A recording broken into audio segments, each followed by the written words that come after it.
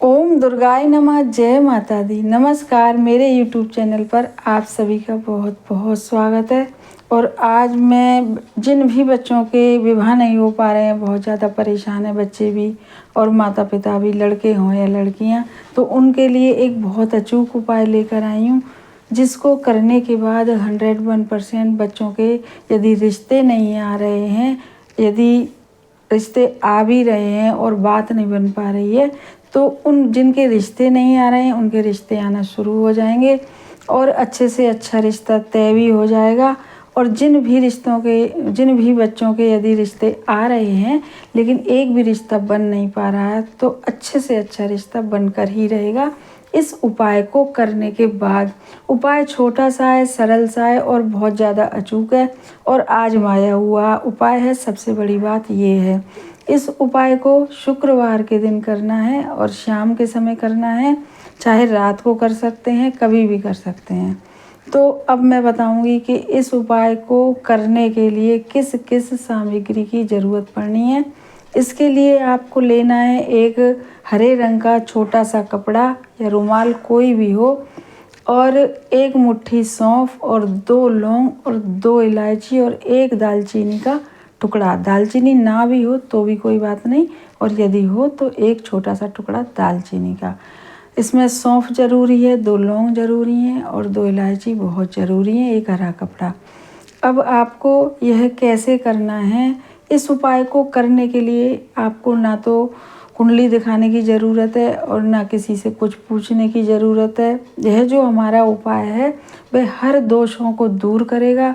घर में यदि वास्तु दोष होते हैं तभी भी बच्चों के विवाह में उलझन आती है, रुकावटें आती हैं। और यदि बच्चों की कुंडली में दोष होते हैं, जैसे बहुत सारे दोष होते हैं बच्चों की कुंडली में, पितृ दोष है, कुंडली दोष है, नज़र दोष है, मंगल दोष है, तो इन दोषों को भी यह उपाय दूर करेगा। इतना चमत्कारिक है यह उपाय। अब आपको करना कैसे है, शुक्रवार के दिन आप शाम को भी कर सकते हैं और इस उपाय को रात को भी कर सकते हैं, जब सूर्यास्त हो जाए 9-10 बजे तक, 9 बजे तक कभी भी कर सकते हैं। तो हमारे चैनल को सब्सक्राइब करिए और वीडियो को ज़्यादा से ज़्यादा शेयर करिए, और पसंद यदि आए तो लाइक भी ज़रूर से करिएगा। अब बताती हूँ कि इस उपाय को शुक्रवार के दिन शाम के समय या रात के समय कैसे करना है। बहुत ही ज़्यादा छोटा सा सरल सा उपाय है जब हम यह उपाय करेंगे तो हम इसमें माता रानी की पूजा करेंगे, क्योंकि जो शुक्रवार का दिन होता है माता लक्ष्मी का दिन होता है और माता दुर्गा का भी दिन होता है। और शुक्र तो इस उपाय को करने के बाद निश्चय ही एकदम, यदि कुंडली में अशुभ होंगे तो शुभ हो जाएंगे और जल्दी से जल्दी विवाह के योग बनाएंगे। तो अब आपको शाम के समय सबसे पहले अपने घर के मंदिर में आपके दुर्गा जी की फ़ोटो हो या लक्ष्मी जी की फ़ोटो हो, कोई भी फ़ोटो होनी चाहिए, और आपको एक घी का दीपक जलाना है।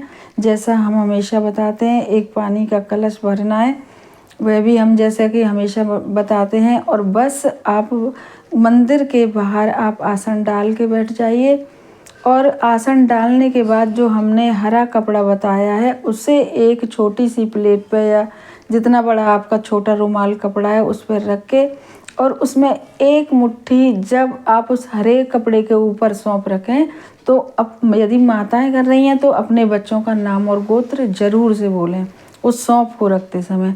और यदि बच्चे कर रहे हैं तो ऐसे ही एक मुट्ठी सौंफ रख दें हरे कपड़े के ऊपर, फिर 2 लौंग रखें और फिर 2 इलायची रखें, और रखें तो घर में यदि हो तो एक दालचीनी का टुकड़ा भी रख दें, कोई परेशानी नहीं है। अब घी का दीपक प्रज्वलित करने के बाद और उस पूरी प्लेट पर जिस पर कपड़ा बिछाया है, सौंफ रखी है, 2 इलायची और लौंग और जो रखा है दालचीनी का टुकड़ा, तो उसे अपने हाथ में उठा लें। और हाथ में उठाने के बाद, जैसा कि मैं हमेशा ही बताती हूँ प्रार्थना करने का तरीका, तो माता रानी से आप प्रार्थना करें अपने बच्चों के विवाह के लिए। यदि माताएं कर रही हैं कि हमारी बच्चों की, हमेशा यही कहना है, क्योंकि जितने दोष होते हैं उन्हीं को समाप्त करने के लिए प्रार्थना करनी है कि हमारे बच्चों की कुंडली में जितने भी यदि दोष हों, विवाह में जो भी रुकावट आ रही हो, तो माता रानी आप उस रुकावट को दूर करिए।